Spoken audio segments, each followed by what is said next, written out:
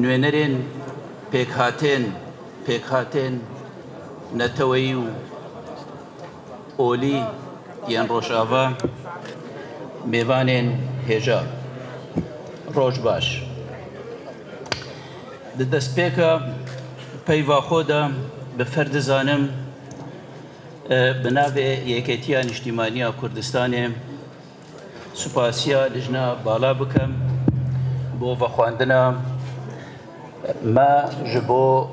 vî konferansê mêjûyî û giring di vê qonaxê de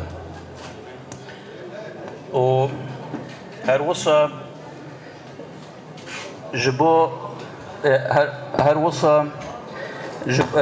ji bo kongrê ekrêzî û ek helwêstiya Kurdan li Rojava ya Kurdistanê û her wisa pir ji dil hêviya serkeftinê bo kongrê و دخوازین و ام هوا پشت راز دکین ام ده یت پشتوان و هاریکار بین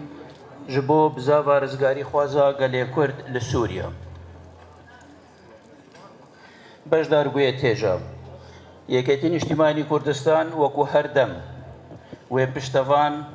و ریخوشکر به بو یک ریزی و یک هلویستیا گلی کرد چونکی به یک ریزی و لێک تێگەیشتنێن نیشتیمانی دێ بە ئارمانجێن خۆیان سەرەکی گەهن یەکێتیژ نێزیک بە ئاگداری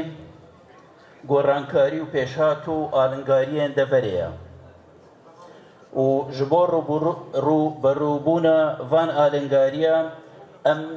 داخواز دەکەین ji گشت ئالیên سیاسی و پێکهاتێن نەتەوەیی و ئاینی ئێکڕێز و ئێک هەلوێست بن و به برنامه‌ایکی یەکگرتی و دارشتی خەبات و تێکەوشانێ ji bo bi dest bihînanê destînana mafyan rewayên xwe bikin em bi fer û bi rewa dibînin gelê Kurd li Rojava dakokê ji distûrekî dîmokratî û teeddudî bikin mafên tevaya pêkhatên Sûriya biparêzît û bibête binageyekî mukim ji bo seqamgîriya سوریا و دەڤەرێ هێژایان نابێ ئەم ji bîr bikەین ku civaka nêvdewletî û welatên deverê çavdêriya pêşhatên navxweyên Sûriya dikin û bi hêviya ayîndekî seqamgîr û rûnin bo Sûriya çunke seqamgîriya Sûriya karîgeriyên erênî li ser seqamgîriya deverê heye û bêguman یک ریزی و یک هلویستیا هوید برس جه هیوی و امیدا جواکا نیو دولتیه و ولاتین دفری و گلی کردجی دماهیا پیوا مدا پیدویا و ارکجی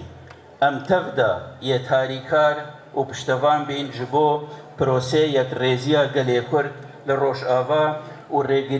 ریگر بین لپلانت تێکدانا یەک ڕێزیا گەلێ کورد ئیدی هەر یەک سەرکەفتی بن یەکێتیان نیشتیمانیە کوردستانێ